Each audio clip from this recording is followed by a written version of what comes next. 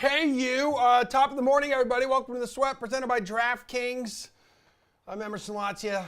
Jess Cofield's sitting to the left of me. You can't see her just yet because you're looking at Rory McIlroy, who just won his first Scottish Open title yesterday, Jessie Cofield. Yep. But then we're going to be, returning to Royal Liverpool Golf Club. Got the British Open this week. Yep. The site of Rory's only British Open title. Very exciting. So if he can successfully defend his Hoylake title, he'll become just the second golfer in history to win these two tournaments back-to-back. And the last guy to do it, Jeff Ulrich, Philip Alfred Mickelson back in 2013. Dude, the golf gods, they would be toying with us if Rory was able to defend his title this week. So he has been frequently plagued by like the Sunday scaries, the Sunday heartbreaks. But he was the one breaking hearts this time around, Jeff. At the Renaissance Club. No, it's Renaissance. Jason Sobel confirmed Renaissance Club. Well, we don't have time. We do not have time to do this today. Jeff, listen. He even apologized to Bobby Mack afterwards. Bobby Mack, who you nailed a couple of those bets on your betting card. But tell me right now, how this momentum can help him end this major drought, which if he doesn't win this weekend will officially hit 9 years. Yeah, I didn't get my apology for him beating Bobby Mack. I would have appreciated a Bobby Mack win, 90-1. But regardless, look, Rory McIlroy coming in with some steam here.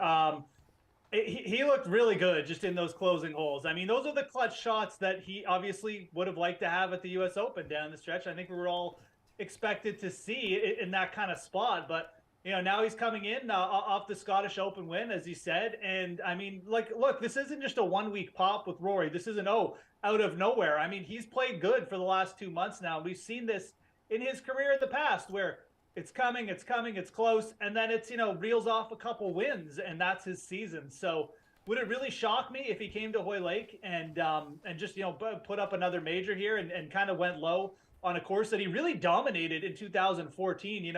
When he did win at Royal Liverpool, I mean, it was kind of a dominant performance. The course played a little bit softer. The wind was down for a couple rounds, and Rory just kind of went bananas. So we're going to have to see what the conditions are. It doesn't look too bad this week, but no, I mean, I fully expect that Rory is going to get himself in contention here, and it won't shock me at all if this is the spot where he finally closes. I mean, obviously a lot of good vibes, and just an event, too, at the Open where, I mean, he has just gotten himself in contention so many times that it almost seems foolhardy to bet against him. Well, as I mentioned, you nailed a couple Bobby Mack bets, though, on your betting card. Thank you. Max Homa win over Wyndham Clark there as well. How we feeling about your performance last week, bud?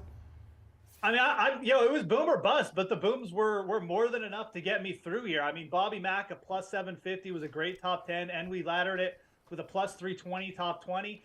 I didn't put his outright number on the card just because I didn't want to go too deep this week. But I mean, God, if you did get there at like plus 900, like plus 9,000, like I said, I mean, it was pretty unlucky. I mean, like to have Robert McIntyre with a one-shot lead in the clubhouse with 2 holes to go in those conditions and to not even get in a playoff, man, that stings a little bit. But definitely cash the nice top 10. I mean, those are really, really good odds, I thought. Again, we've seen it at these national opens this season. I mean, Nick Taylor at the Canadian coming through, Robert McIntyre. I mean, there's just a little bit different, mentality with these players when they're playing in front of their home fans, especially on Sunday and on the weekend, if they can get through with a chance to potentially win their home national open. It's something to keep in mind. It doesn't always work out this way, but I thought Robert McIntyre, who was third 2 weeks ago in Denmark, was just a really good price and needed to be taken advantage of. So nice to catch that. And Homa coming through as well for us in the matchups. All right, let's get back to this week here. So among the 3 favorites, who are you leaning towards? Rory, Scotty, and Rahm here. Do you want to ride the hot hand with Rory? I mean, like it's really close here. I mean, Scotty Scheffler is absolutely what he is doing just from a strokes gained perspective and a results perspective it's pretty absurd right now. I mean, it's a little bit Tiger-esque. I know that the wins aren't there, and Tiger Woods would probably say, well, no, nothing matters except the wins. But I mean, what he's doing statistically is really impressive. 7 top 5 finishes in a row. I will say this. I would lead with Rory McIlroy. I really would. I mean, I just think that Rory is, when he is going like this, when the confidence is going, there's nobody I would trust more to just make those kind of shots. And we saw it on 18 at the Scottish Open. He needs a birdie. It's almost impossible conditions. It's like 220 yards from the hole, and he sticks it to like 8 feet. So yeah, I'm going to lean Rory here. I just think that the momentum with him right now is where you want to play. And again, I've alluded to this in the past, but Rory's been a bit of a momentum player during his time. He gets a little frustrated. He looks like he's out of sorts. And then all of a sudden it all comes together. And with the way Scheffler's been going and just with him just not getting there, I would feel better with just the little bit of confidence that Rory's gained here. So from getting an actual win. So plus 700, again, it might be, time to look for a little parlays this week, maybe in the MLB streets. Maybe we get Gary on here, give us a nice, MLB parlay with Rory later in the week. But if you're looking to back someone at the top, I would personally not overthink this. McIlroy's won here before. The course, I don't think, is going to play uber hard. It sets up well for Rory. And, plus 700, it's short odds. But at some point, this guy's absolutely going to close in a major. All right, dude, let's talk last year's winner. We got Cameron Smith right there in this next group. Who's your pick in this range? Let's say between Cam and Koepka. A couple live guys here. Koepka hasn't won the Open Championship before. I just think with the setup this week, you have to look at guys like Cameron Smith. Again, I'm not sure that I'm necessarily going to bet him because I just think there's too many stronger players in the plus 2,000 range to go down to Cameron Smith. But Cam Smith won his last time out on the Live Tour. And again, Royal Liverpool, the setup really comes into play this week. This is not going to play like a PGA Championship or U.S. Open, which I think hampers Brooks a little bit. If anything, the comparable for this course might be something like TBC Sawgrass. Dog legs built in, technical, actually smaller greens for an Open Championship. And you've got these weird internal out of bounds on Royal Liverpool, which kind of act like water hazards that the players kind of have to gamble over, much like TBC Sawgrass has. So I think Cameron Smith sets up extremely well for this course. Another player I expect to see in contention this week. My only worry with Cameron Smith is, can he just keep that driver straight enough to just avoid some of these weird out of bounds gorse bushes? If he can do that, Cameron Smith's putting, short game, iron plays, we saw at the U.S. Open and on Live, absolutely in top form right now. So again, looking at him more than double the odds of Scheffler and Rory, I wouldn't really fault anyone for starting cards with him either. And certainly I'll take him over Brooks this week. I think the setup just lends its hand more to a Cameron Smith week than it does a Brooks week. And Smith already has a pair of major top 10s this season, dude. Something about live guys stepping it up on the big stage, man. Jeff, you said there's some stronger players down in that plus 2,000 range. So looking at that plus 2,000 to plus 3,000 range, who do you think has the advantage this week? So, I mean, I'll save the obvious for the last, but I mean, Victor Hovland at plus 2,200. I mean, again, one trend that we've seen with the Open is typically it's players, we've seen them progress in the majors, maybe a top 10 at the Masters, a really good showing at the U.S. Open. Colin Morikawa came off a T4 at the U.S. Open a couple years ago and then got it done at the Open Championship. You can even look back to last year, Cameron Smith had a really good Masters, top 10 there, top 5 there actually.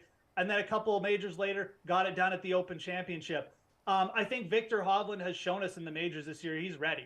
I mean, went head-to-head with Brooks at the PGA, was in contention at the Masters. And Victor Hovland is also a player who's just, I think sets up well for a coastal link-style course. He's won in Puerto Rico. He's won in the Bahamas. He's won at all these kind of weird spots where tricky technical tracks, a little bit of wind off the sea, it's just not really going to bother him. I think plus 2,200. Again, it's not the biggest number in the world, but I think you look at Hovland and Cam Smith right now, and as much as I like Cameron Smith, I really think you have to put Hovland in a similar type of class of player. He's won at the Memorial this year. He's improved his short game, too, where he's not even really a bad short game player anymore. He's top 40 in strokes gained tee to green around the greens over the last 24 rounds. So I think Hovland at plus 2,200 has to be on the card for me this week anyways. And then my guy Tommy Fleetwood at plus 2,500, 64 in round 3 last week. We saw him at the U.S. Open spike. The approaches are there. I got to take one more shot. I don't know why, if you've been betting Tommy Fleetwood like me, I don't know why you get off right now. He's got multiple top 5 finishes at this event over the last 4 years. Got to take one more shot at plus 2,500. Hovland, I didn't realize, was one of only 2 golfers, Scheffler being the other, to finish in the top 10 in all 3 majors this year. Let's go a little further down the board here, Jeff. Who do you have your eye on to help us bring back some possible value? Well, I mean, I think you can get a little bit deep this week. One thing we know about the Open is, I mean, the wind, the weather. I mean, these things can absolutely, just wreak havoc and potentially lead to a surprise winner every now and then. And I'm surprised on a couple numbers. Like, we go down really deep here. Ooh. I mean, Siwoo Kim a plus 13,000. I mean, I will absolutely give this guy another chance here. You know, we saw him at the Memorial really pop. I mean, he's a player who's been gaining strokes off the tee and on approach pretty much every event over the last over the last couple months. So Siwoo Kim plus 13,000. Again, this is a player who's won at TPC Sawgrass. So I just think that the venue is really going to play to his strengths. He struggled a bit with the putter. The around the green has been up and down, but the ball striking has been there with Siwoo Kim all season. And if he gets going with those other clubs, this number is going to look ridiculous at some point. I think he's a very good top 10 target as well, plus 850 in the top 10 market. So a player down there, I will not be hesitant to look to at all. And look, if you want a real sort of just out there top 20 bet, Matthew Southgate, plus 1,000 to top 20. So the player's got multiple top 10 finishes at the Open Championship. He's a great links player. He missed the cut last week, but he gained over 3 strokes on approach. He's playing well. Matthew Southgate, again, plus 1,000 just to top 20. That's the kind of names you may look to take a long shot bet with this week. All right, Jeff, good stuff. Thank you. We also had other golf going Great on work, Jeff. this weekend stateside. The American Century Championship. Steph Curry with the hole-in-one. That was pretty insane. Yeah, we're coming in sideways. But we had sources on the ground there, okay? Mike Golick, he was there for us playing. And you honestly will not believe what Stugatz got himself into. Oh, my God. I can't Oh, my God. One of the most unbelievable stories I had ever heard. Oh, my God. We just wrapped up today's content, which is tomorrow's content, and this great story can't be listened to by our audience for maybe 2 days. You should be mortified. It has a chance to become my favorite piece of Stugatz content of all time. Stugatz talked to somebody for 20 minutes thinking they were somebody else. The somebody else went along with it. It's not just like a nobody. Stu mistook Jake Owen for Aaron Rodgers and was actually talking to Jake as if he was the quarterback of Stu's New York Jets. He thought he was talking to a Hall of Fame quarterback, and he was talking to someone else. They had a 20-minute conversation. Oh no. Stugatz, you're gonna wear this one. You are far too chill right now. You have to. They had a 20-minute conversation. Identical twins. I mean, Jesus. Now the hey start kind of makes a little bit more sense. Credit to Jake Owen. Yep. Because he went with it once he realized what was going on. So after we recorded, we broke down the set. I was walking by, and Marty Fish, our good friend, was driving past on a golf cart. Marty Fish goes, Mike, Stugatz thought Jake Owen was Aaron Rodgers. Confirmed. While Aaron Rodgers has 75 pounds on Jake Owen. Yeah. And while he's got about 7 inches on Jake Owen. Thank God, because I want my quarterback to be bigger. Yeah. I mean, I gotta be honest with Keep you. up talking about how incredibly good he looked. Listen, I will never have the relationship with Aaron Rodgers that I have with the guy that I thought was Aaron Rodgers. So the way that I mean, that is the greatest conversation I've ever had with my quarterback. Mike, I've been thinking about this, and I've been thinking, like, just going through the details of the conversation, the many different ways I must have creeped out Jake Owen. And, like, it's kept me up most of the night.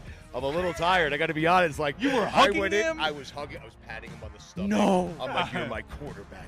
You're my quarterback. And Jake Owen's going, Yeah. I am, because he started to sink into it. And I love you, Jake Owen, for doing it. All right, our next guest. I've had sleepless nights. I mean, I was up all night. I've been thinking about this all night. I've been running through the entire conversation I had with Jake Owen, who I thought was Aaron Rodgers yesterday on the driving range.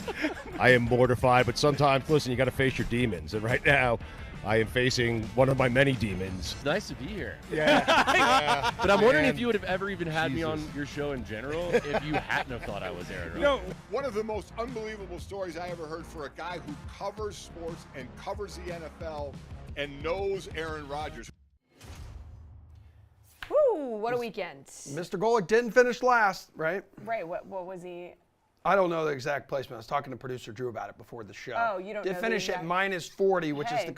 not the format that you want to finish minus 40 at. Right, exactly. You wanted to be in the green. You want instead of the red. Yeah. Anywho. Here's a guy who knows a lot about golf. Just kidding. He knows a lot about baseball. Eric Alterman. You looked very shocked when I said that. Don't worry, we're not asking you about golf. All right, let's get into these British Open salaries here for the Millie Maker. Let's get into MLB price check. Okay, we got a 10-game slate coming our way this evening. Need some help here. Eric, who's a pitcher over 8K we got to have in our lineups? Yeah, I'm thinking of British Open jokes, and none are coming to mind. So really, really good idea to keep me on just this segment. The top of the pitcher pool this slate is an interesting one. The top two guys I don't think I want to pay up for. Shane McClanahan coming off an injury facing the Texas Rangers lineup. I don't think I want any part of that. And Logan Webb at Cincinnati, one of the toughest parks to pitch in. So I think I would go to either side of the Logan Gilbert versus Sonny Gray matchup. Neither guy is quite a top tier pitcher, but they're both second tier pitchers in a very good pitcher's park in Seattle. I think I take the Logan Gilbert side of that one, although Gray is probably my second choice. Wouldn't choose them both because you're capping yourself off at one win, but both pitchers are facing mediocre offenses. The Mariners and Twins finished 15th and 16th in Team WRC Plus over the last month, so as average as it gets. And both guys strike out slightly above average number of batters, about 25% for Gilbert, 24% for Gray. Gilbert doesn't keep the ball on the ground at an elite clip. He's about average there, but he doesn't walk guys, whereas Gray walks a few too many, but keeps the ball on the ground well. I'd start my lineup with one of those two, and honestly don't care too much which direction you go in. All right, brother. Well, tell me, recommend a direction to go in for a pitcher under 8K. Yes, some interesting options down here. The RotoWire Optimizer is actually suggesting we go with Jordan Lyles at 5,600, but the Optimizer feels no fear. I don't think I can intentionally click the yes, I want Jordan Lyles button. Although at 5,600 against Detroit, I can see why the Optimizer would like it. I think if I'm going under 8,000, there's some volatile, exciting young options just under 8,000, like, say, Mackenzie Gore, 7,900 at the Cubs, Emmett Sheehan, 7,600 at the Orioles. Sheehan has had some shaky starts after not giving up any hits in his debut, and the Orioles are scary, so I think I would lean Gore in that category. He gets blown up from time to time, but he's a talented young pitcher, and the Cubs are not as scary as the Orioles. 7,900 is a decent price for a guy like him. He could lose your whole lineup, so maybe I wouldn't be using him in a cash game, but in a tournament type situation, I think he's a fine play. All right, Eric, how about an infielder over 4,500? What's the play here? Yeah, let's go not far above 4,500 because I think I might be going two expensive pitchers today, and that's going to be Bobby Witt at 4,600. Should bat second against Matt Manning. Not a particularly intimidating opponent because he just doesn't really strike guys out. His ERA's been fine, but I'm perfectly happy using whatever Royals are interesting against him. Problem is there just aren't very many, but Witt is certainly one of them, and he's more interesting than his surface stats suggest. I think his batting average, for example, just 259 this season, not anything too impressive, but his expected batting average per StatCast is 288. StatCast really likes the quality of contact. He's been making an 11.4% barrel rate to go along with a 20% strikeout rate. So he makes a slightly above average amount of contact, and that contact is hard. That should translate to a good batting average soon, and it has actually. Since the start of June, he's hitting 308 with an 868 OPS. He was hitting just 228 with a 695 OPS before then. So don't let Bobby Witt's season-long numbers fool you. I think he is looking more like the guy he was supposed to be heading into the year, and I'm very happy with his price tag here against Matt Manning. All right, give me some value on the infield position here. Let's go under 3,500 bucks, dude. Yeah, you might not be able to get him and Witt in the same lineup, but if you're going a different direction, Zach Neto, 2,800 versus Luis Severino and the Yankees today. Neto had been heating up before hitting the injured list with an oblique strain just in about a month ago. He was promoted less than a year after being drafted, so it was understandable that he struggled at the start of his career, and he did, but he's been hitting well for a good while now, and he's got his WRC Plus up to 106, hitting 247, 322, 426 on the year. So nothing too special, but for 2,800, the fact that he should lead off and set the table for Shohei Ohtani against a guy in Luis Severino who just does not have it right now at all. 7.38 ERA on the season. The season not being particularly long for him because he's battled injuries yet again. But in his last 2 starts, 7 earned runs in each of them. So I want a good amount of Angels and definitely their cheap leadoff guy. All right, how about an outfielder over 4,500 here, Eric? Yeah, I'm looking at Riley Green, and part of the reason is because he will face off against and get the platoon advantage against Jordan Lyles, who, again, I am not necessarily going with a RotoWire optimizer. I don't have the guts to go with Jordan Lyles, and if you aren't going with Jordan Lyles, I'd be looking Riley Green's way. I think he's really starting to put it together in his second big league season, just his age 22 season. Had a 682 OPS as a rookie, but he's up to 815 this year. The barrel rate was good last year. It got even better. He's just shy of 11% this season. Strikes out too much, but he hits it so hard that he's hitting 299 anyway. And again, really, it's that matchup against Jordan Lyles, who's one of the weaker regular starters in the game. I want a handful of Tigers here, I think. Who stands out to you under $3,500 in the outfield? Yeah, let's look at Austin Slater at 3,400, and that's because he's facing the Reds lefty Brandon Williamson. And really a trick in general for DFS is look at those teams that like to platoon a lot, the Giants being one of them. If they're facing a lefty, whoever's near the top of their lineup is probably some cheap part-time right-hander like Slater, who on a per-game basis is going to way outperform his price. He just doesn't get many games because he only faces the lefties. Slater, that's absolutely been the case this season, a 148 WRC plus for him in a part-time role. If you prefer it in slash line form, he's hitting 333, 411, 476.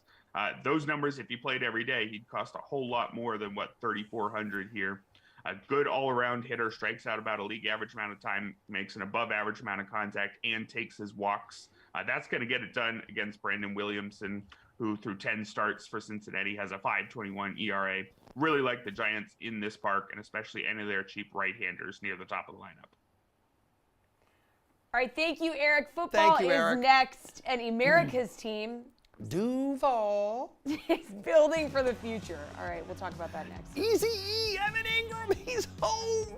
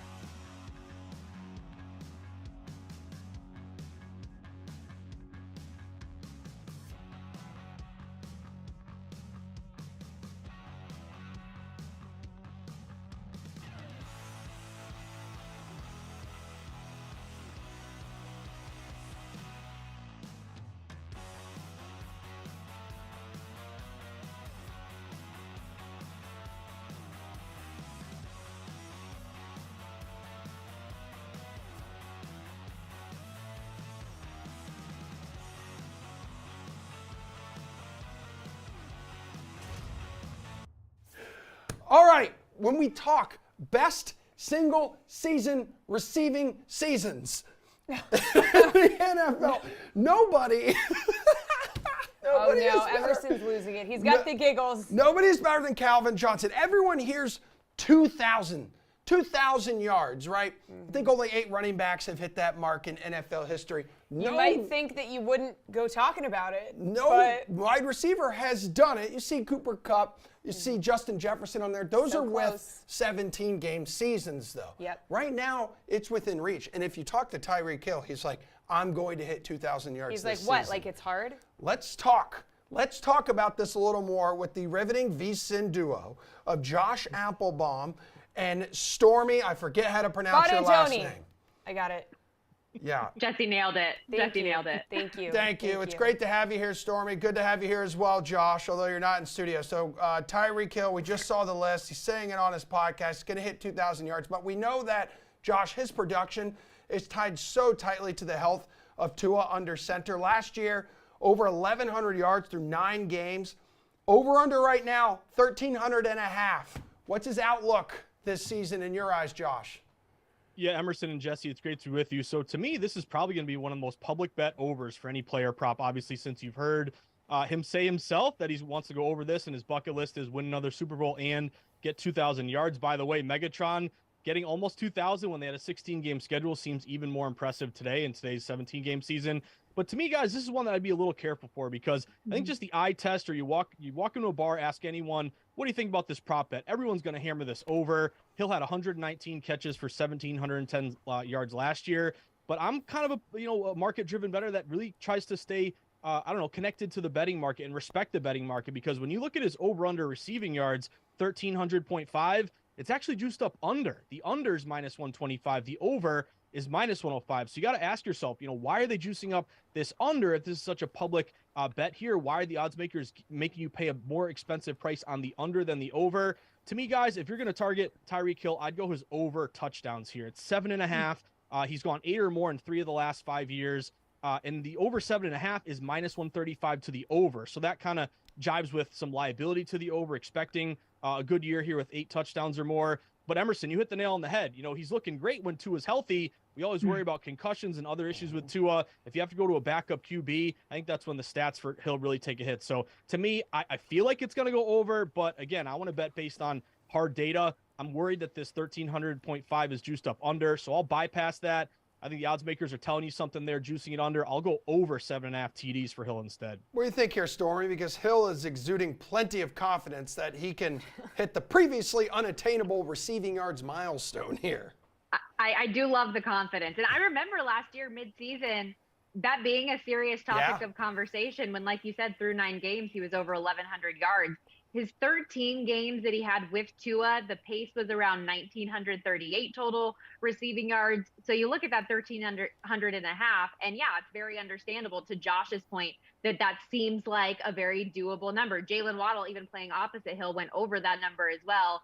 But similar to Josh, I'm not touching it either. I'm not touching most things Dolphins, though, this year. And quarterback health being reason number 1 for that. Like, the production and ceiling of Tyreek Hill, of this team as a whole down the line, I think is very much so going to be tied to that of Tua Tagovailoa.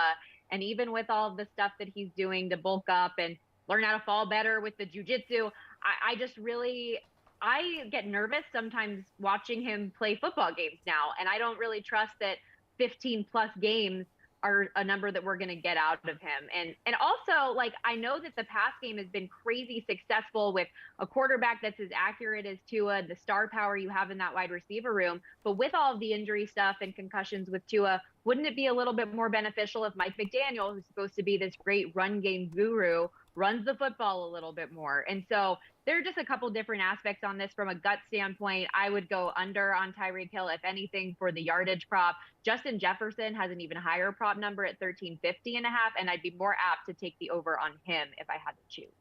All right, Stormy, let's stay in the receiver room here. A lot of movement with the DeAndre Hopkins odds last week. Chiefs gaining some steam. They were up to plus 115 yesterday from plus 350 last week. Titans down to minus 115 right before the reports of Hopkins to Tennessee came out. So he's headed to the Titans.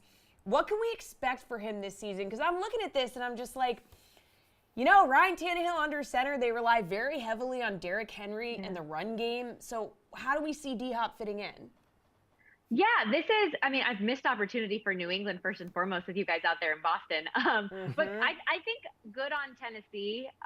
This is a team as a whole that I think very easily, to your point, could have kind of packed it in this year. You have a young wide receiver room, an aging bell cow running back, quarterback concerns with Ryan Tannehill. If he doesn't play, Malik Willis was bad.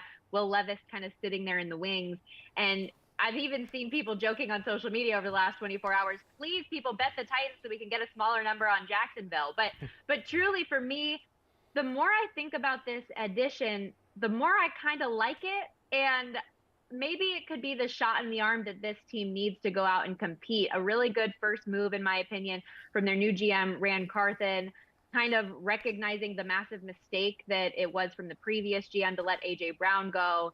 And in a division that everybody thinks is kind of locked up for the Jags, maybe this could put them back in the playoff picture. You have a great head coach in Mike Vrabel, a defense that we know should still be solid. Yes, this offense runs through Derrick Henry, but if you add a wide receiver now that can free him up that much more, alleviate some of the pressure off of Treylon Burks and their young tight end as well. If Ryan Tannehill is healthy, you have a wide receiver who has such a good catch radius. Like, he's going to make you right in a lot of instances. Great hands, great red zone target. And Hopkins seems really motivated as well. We all saw the tweet, right? I always love haters and doubters, but I appreciate it even more now. So maybe he's just the right amount of motivated to make this team feel like they're buying in instead of being sellers at this point and could have a successful season. So I don't love an over 7.5 wins. I don't love a plus 250 to make the playoffs or in the division, but I'm leaning more towards it than not. I mean, Josh, could D-Hop be the missing piece here for the Titans? No. So first off, I would say for those of us in Boston, just turn off your talk radio today. The Patriots are about to get hammered for not making this move. And You're already hearing. He tweeted and deleted. He said, "Don't blame me, blame your management." And you know who management is? It's Belichick. Belichick refusing to spend any money. The Patriots are under the cap. Belichick himself said, I think they're one of the lowest spending teams in terms of real cash, not just the cap. So this was a move to me that I thought the Patriots, there was a day when he went to visit, it felt like this was going to happen. But the betting market told us that as time went on, it seemed like maybe Hopkins was playing the Patriots off the Titans to get more money out of the Titans. Now, I do like this move for Tennessee. Just look at your receiver room. You know, Treylon Burks was a first-round pick. You know, he struggled a bit his rookie year. But after Burks, you have Westbrook, Phillips, Moore, McCrath. I mean, a lot of these guys you've never heard of. So I think just from a desperation spot, you know, so that teams can't just key on Derrick Henry, Hopkins should benefit their offense. But let's just stick to the betting market, guys. Even though they signed Hopkins, to Stormy's point, their win total is still juiced up under. The Titans are 7.5 under, -120, -125. So I think, again, these are the offseason moves that people really latch on to. And, oh, the Titans got Hopkins. Hammer the Titans. They're going to be great this year. But look at what the market's doing. The market's kind of telling us that it's a small benefit, but it really doesn't change the overall outlook. And to Stormy's point, I would look at Tannehill under 19.5 touchdowns. That's really juiced up under -120. He had a lot of injuries last year. He had some issues with anxiety, and he only had 13 touchdowns last season. So if he gets hurt or doesn't play well, and you have to go to Levis or Malik Willis, who really struggled, that could really hurt these numbers here. Guys, again, I'll look to the over touchdowns. It's over 4.5 Hopkins, juiced up at DraftKings -120. He's had 5 or more in 7 of the last 9 years. His total receiving yards is 850.5, but it's -110 both sides. That tells me there hasn't really been a position over or under taken by any wise guys here. So I'll go the over touchdowns. And again, I think it's a good move for Tennessee, but the betting market says it's not going to make a huge difference. Josh, let's stay in the division of the working man and work our way up to America's team, the Jacksonville Jaguars, who agree to a 3-year deal with tight end Evan Ingram, so he avoids the franchise tag here. On top of his impressive numbers in year number 1 in Duval, he was a natural fit in this offense. What is your big takeaway from this deal getting done? So I think it's a great move for both sides, Emerson. You obviously saw first-round pick G-Men. You know, he looked pretty good Ingram his rookie year and then kind of tailed off. And really, it was kind of a great buy low offseason move by your Jacksonville Jaguars here, Emerson, to bring him in. So I think the key with Ingram is that, you know, other teams don't have to key or can't key on him really. I mean, look at all your other receivers there in Jacksonville. You're bringing Calvin Ridley back. I think his over-under is 900.5 receiving yards. You still have Kirk. You still have Jones. So just the fact that you won't see a ton of double coverages and double teams on Ingram. I think he's going to be open even more often. Now he's going into year 2 in the system. So I'm going over 3.5 touchdown guys and really focusing on a lot of these TD props because, again, what I look for is juice liability in the market. The over 3.5 is -120. He's gone over this number a few times in his career thus far. And I think Stormy said something really, really sharp. She was talking about how a lot of this love for Tennessee and for Hopkins is bringing the price down on Jacksonville. And I wholeheartedly agree with that. Emerson, I know you're going to like this, but this was one of my first futures bets of the offseason, taking your Jags to win this division around -160. The growth of Lawrence, obviously, working with Peterson again. To me, this is a team on the rise. And again, the shiny object is Hopkins in Tennessee. But to me, this Jags team is worth getting your bankroll behind. So I'll go Jags to win this division, and I'll look toward Ingram over that touchdown prop. Stormy, Evan ranked 3rd on the team in receptions, receiving yards, touchdowns. I know Calvin Ridley joins the party, but Ingram already has built that rapport with Trevor Lawrence. And this is going to be a top 5 offense in the league this year. I'm telling you that right now. Mark the tape. Okay. I love it. No, I'm excited. I'm excited about the Jags offense in general because of the weapons that they have. And what you said there about what Ingram has done, he was, I think, one of the catalysts for Trevor Lawrence making some of the strides that he did, like all of those weapons they brought in. So much of the conversation on Trevor Lawrence's development's been centered around Doug Peterson, and rightfully so, obviously. It's a massive upgrade from Urban Meyer. But I think credit the front office for not only getting Trevor Lawrence the right coaches, but paying to put the right weapons around him, and extending Ingram, I think, is just further investing in Lawrence. And give Ingram credit. Last year, he wanted the 1-year prove-it deal, and now he gets to cash in kind of a career refresh, I think, that he's having in Jacksonville. And when you talk about his stats there, Emerson, as well, like his 73 receptions, 766 yards, were the most catches and receiving yards by a tight end in a single season in Jags franchise history, caught 75.3% of his targets, so very few drops, trustworthy hands. I'm a big fan, and again, like, you just think about the pieces, not only with Ingram, but with Christian Kirk and Zay Jones and Marvin Jones out, but Calvin Ridley in. The offensive line should be better. Travis Etienne coming back healthy, adding Tank Bigsby. Like, there's so many fun elements here. I think that there's a lot of reason for you to be a happy fan going into 2023. Well, he is certainly happy, and we're happy to have you guys on the show. Wishing you much marital bliss as we count down. That's to right. They're both days. getting married coming up. Yes, the end is near. Not to each other. Not to each other. No. You both have your separate bliss lovers. Separately, with your respective partners. Okay, good stuff. Coming up, we're going to get into best bets for the Women's World Cup. Yes. Kicks off this week. We're going to have coverage throughout the tournament. Okay. So let's start with Cooligans. Underdogs matchup from Meadowlark to set the stage.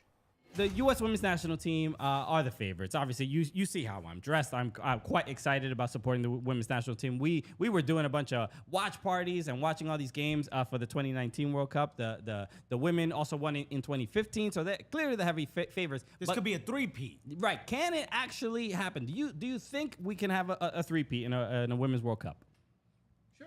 I mean, I think. All right, episode over. That was a lot of fun.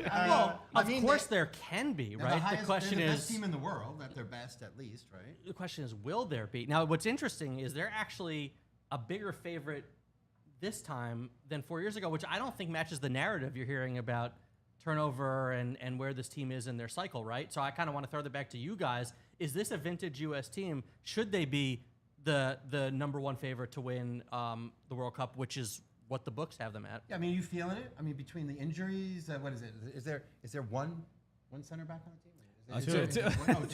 Two. But that's between the injuries. You got to play them both at the same time.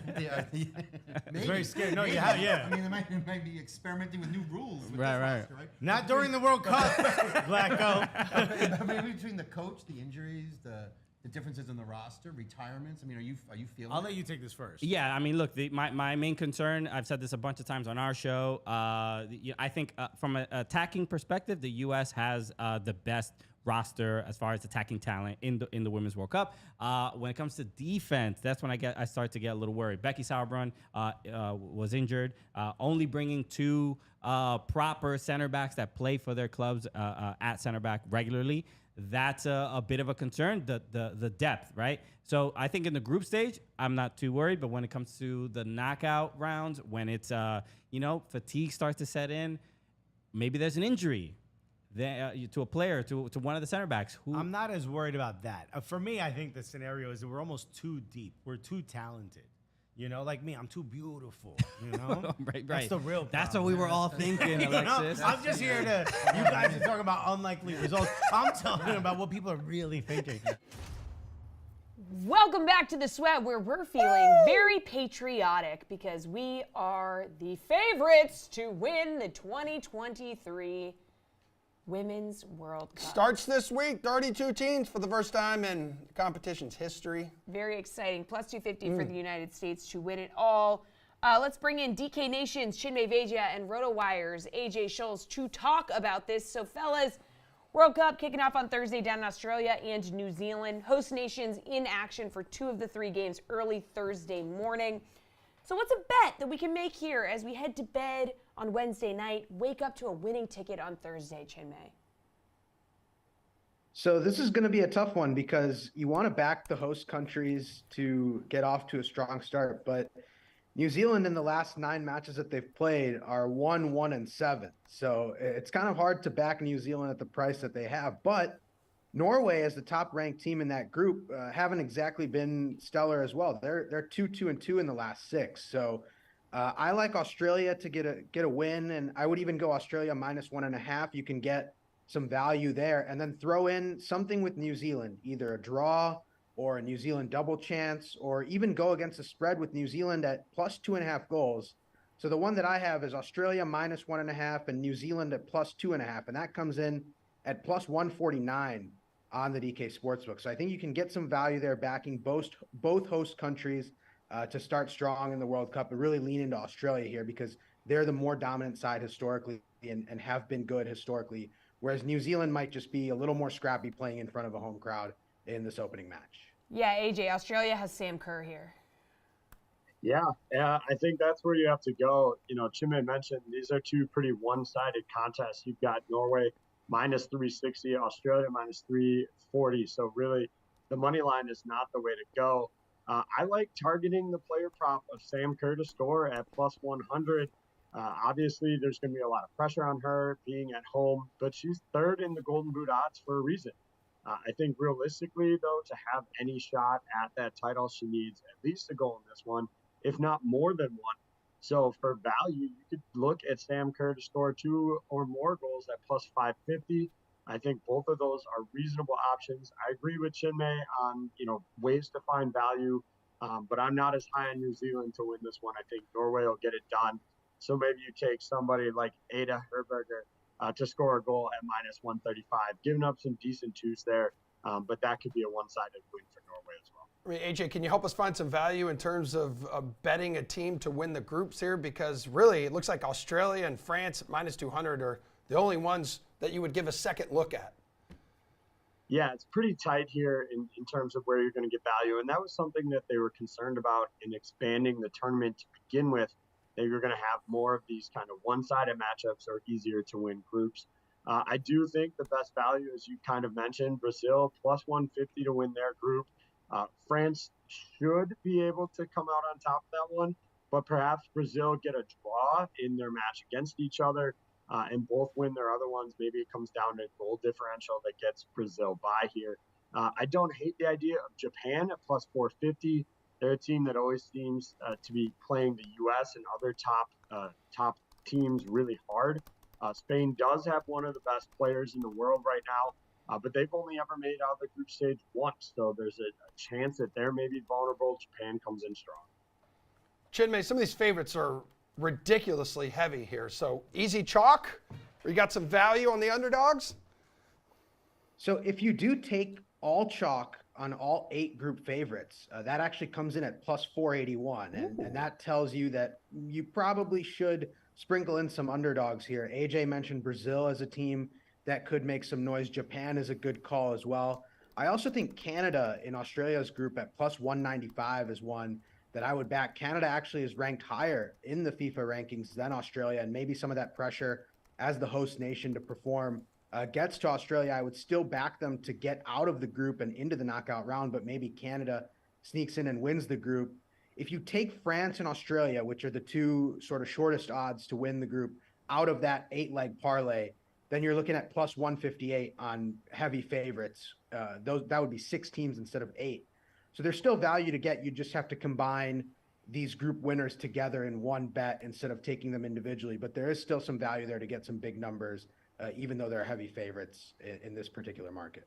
All right, speaking of Chinmay, luckily for a lot of the teams in those groups with heavy favorites, they can still qualify for the knockout stage, okay? So what's a team to qualify bet that you like? There are a few good numbers here. I like New Zealand at -120. I think they can spring a surprise in that group and get out as one of the host countries. I think they play with more of a chip on their shoulder in front of their home crowd. And again, all their matches will be in New Zealand, so that's a big boost for them. I also like South Korea comes in at -105. South Korea, like Japan, is another team that tends to play well in these competitions. They've had a few rough results heading into this tournament, but they've been good in general in these types of competitions. So I like South Korea to get out ahead of Colombia in that group with Germany. And then I would take New Zealand to advance probably with Norway in Group A. AJ, what do you think? Which team do you like to qualify for the knockout stage here? Yeah, I was on both of those teams with Chinmay and was just looking through to maybe find one other one here, but New Zealand -120, South Korea -105. I think those are probably the best ones to bet here. You know, you're giving up too much on some of these other ones. Italy should make it through. -350 would be way too much juice to give that up. I'm not sold on Argentina being able to pull that off. They've really struggled in international tournaments in general at the World Cup. So, yeah, I think Chinmay is right on. The two kind of underdogs are New Zealand and South Korea. AJ, what's the move for top goal scorer of the tournament? Alex Morgan atop the odds board there, the favorite at +400. You taking that and running, or are you looking at someone else? Yeah, I mean, I obviously mentioned Sam Kerr earlier. The concern there is how far does Australia go, right? I'm also a little worried that you have both Morgan and Sophia Smith at the top here, potentially, stealing chances away from each other. So for me, I really like looking at one of the England players. You could look at Rachel Daly for England +1,200. You could go further, go Chloe Kelly +1,900 right now on the DK Sportsbook. She scored 3 goals in England's last 7 matchups, and this is an England team that consistently has made it at least to the semis, if not to the final, in each of the last 3 tournaments here. So I think they are going to make a deep run. So to get some huge value, maybe target one of their players. Who are you going to target, Chinmay? The one concern that I would have with taking Alex Morgan, and it's not to say that Alex Morgan is old or has dropped off in her play by any means. Still phenomenal, still going to be one of the key players for the United States. But this could be a spot where the U.S. conserves Alex Morgan's workload, at least for the first 3 matches in the group stage. Even though the U.S. are in a bit of a tough group, they should be able to get out with relative ease. And Alex Morgan took a lot of hits in the last World Cup. She was really worn down by the end of it all. And maybe the U.S. manages her workload a little bit to have her fresh for the knockout stage. So I actually do like Sophia Smith coming in at +650. I think she's been pegged as kind of the breakout star of this World Cup, or one of the young rising U.S. stars of this World Cup. And as AJ mentioned, there's going to be plenty of chances for the Americans here. And I think Smith can get 2 or 3 goals in the group stage, and the Americans are expected to go very far in this tournament. I think she could have the overall higher tally, even if Alex Morgan ends up being a more pivotal player from an analytics and metrics standpoint. Sophia Smith might end up with more goals. Sam Kerr is a good shout as well. Obviously, Australia's ceiling in this World Cup is what kind of limits her. But another player to watch is Alexia Putellas from Spain at +1,600. She's coming off a tough ACL recovery, but in 84 appearances domestically over the last 2 seasons, she had 60 goals. So she knows how to put the ball in the back of the net. And if Spain can make a run here, they've struggled in the group stage historically, but if they can make a run, I think Putellas has a chance to end up being the highest scorer in this tournament.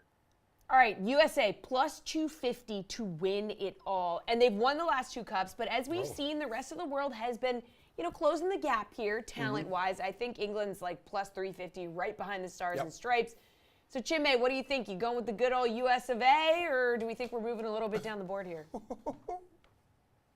This U.S. team has most of the same core from the 2019 championship, a few players from that 2015 squad, but no team has ever three-peated in the Women's World Cup. So obviously history not quite on the USA's side, but I would still back the Americans if there was a team to back here.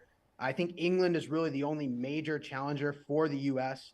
I can't see the Americans getting out before the semifinal round. So I think you're already wagering here from a position of strength, knowing that they're probably going to be in the final four teams no matter what, even if they have a slightly off tournament. And then at that point, maybe they run into England there and things go wrong. But I really I can't see a match that you would go into thinking that the Americans are going to lose. There are teams that are close. England is close. Germany is close. The Netherlands are close. Sweden got to the U.S. in those Olympic Games, but I think this team understands the magnitude of what they're going up against here and the history that they can make. So I would back the U.S. to win this whole thing at plus 250. AJ, like Chinmay said, no one has done the three-peat. Could the USA do it? Absolutely. I already laid down on them at plus 220. So to get plus 250 would be even better value here. As Jimmy said, England at plus 350 is a tremendous option as well. You know, he talked about Spain having one of the better players. I wouldn't, if you're looking for like longer odds, you know, maybe consider Norway plus 4,000. I mean, long shots, but they're probably one of the better ones. Looking down the rest of the list, I, you know, thought about maybe Netherlands, but the fact of the matter is, even if they advance out of the group behind the U.S., they would still potentially face the U.S. before even getting to the final. So that kind of limits my value on them there. So, yeah, I think Norway is a long shot, but for the most part, I'm good taking the USA all the way. All right, gentlemen. Love you guys. Mean it. We'll be talking Women's World Cup with you throughout the week, and I'm sure the weeks ahead. Steve Buchanan, big soccer guy, was at the New England Revs game this past weekend. He's going to join us after our final break to talk baseball bets.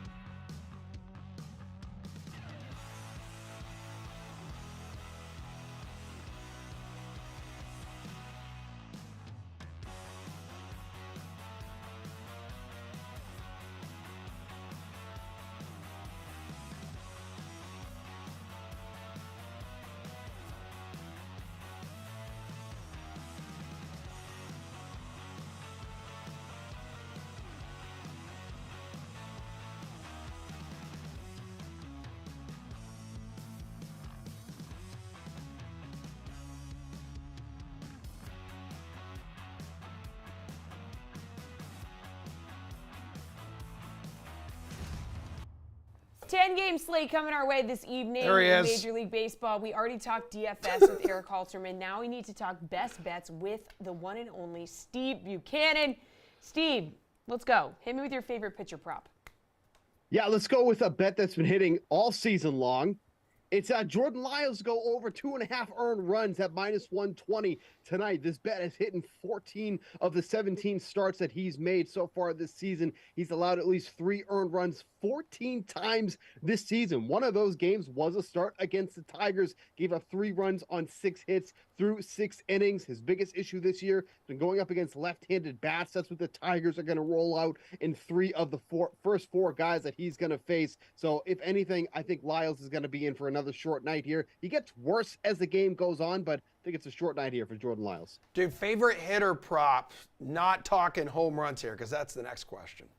Okay, well, we'll save that for later. But let's go with Freddie Freeman over 1.5 bases here tonight at even money. You're getting that at plus 100. Dodgers have only played 11 games in the month of July, but Freeman has been making those games count. Of the 12 hits that he has this month, 7 have gone for extra bases, 4 doubles and 3 home runs of those 7 hits. He's gone over 1.5 bases in 44 of the 92 games that he's played on the year. Going up against Grayson Rodriguez, who's being called up for this start. His minor league success has yet to translate over to the major leagues here.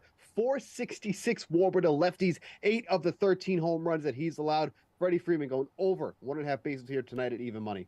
All right, now let's do it. Let's go with a home run prop. What is it, Steve? Yeah, I'm going to go with the Moose. Mike Moustakas over with the Angels at plus 450, going up against Luis Severino of the Yankees, who has just been an absolute abomination all season long. He's been a home run machine. Basically, he should have been pitching for some of the home run guys in the Derby there. 11 home runs allowed through 42 and 2/3 innings, giving him a 2.3 home runs per 9 on the year. Moose has hit 4 home runs since joining the Angels. Now has, like I mentioned, 4 in 14 games since joining his new team here. Hits lefties. That's been a sore spot here for Severino. 5 of the 11 home runs that he's allowed. So I think this is a good spot. Get some good plus money odds here on Moose to hit a home run tonight. All right, Bukes, favorite game total right now looks like currently on the DK Sportsbook, Giants-Reds, the fattest one at 10. Yeah, I'm going to stick with that same game there. I'm going to go over 9 runs for that Yankees and Angels games. Okay. It's not like the Yankees aren't scoring at this point. I mean, they just put up 15 runs in 3 games against the Rockies. They just can't hold a lead anymore. So you have Severino starting for the Yankees, right? And then they give way to the bullpen, which has been one of the worst in the league in the month of July. 4th most innings thrown and the 8th highest ERA of 5.71 with a 5.51 fifth. On the other side, you got Griffin Canning going for the Angels. He's been really roughed up in his last 2 starts, allowing 9 runs on 8 hits through 8 and 2/3 innings against the Dodgers and the Diamondbacks. Hasn't pitched well at home either. So 9 runs for this game with these 2 teams involved. I think that's going to be a total we're going to see over tonight. All right, Steve, take us home with your best game bet. What is it? Yeah, I'm going to take the Red Sox on the run line tonight at -1.5 against the Oakland Athletics. Boston has been one of the best teams in the league on the run line at 50 and 44, whereas the Athletics have been one of the worst teams on the run line, going 45 and 50. The A's are expected to start Paul Blackburn tonight, who just last pitched out of the bullpen against the Red Sox for the All-Star break there, gave up 2 runs on 3 hits in just an inning of work. These Red Sox bats have been on fire all throughout the month here. That should be no different going against the Oakland Athletics, one of the worst pitching staffs in the league. So give me the Red Sox to win this game by at least 2 runs tonight on that run line. Thanks, Bukes. We'll see you tomorrow for the Tuesday Takeover with Jared Carabas here in studio. Could potentially have some donuts to snack down on. Before you heard it here first. Emerson will be bringing in donuts. Thank you, Emerson. We'll see you tomorrow. Can't wait. See you, everybody. Have a great day.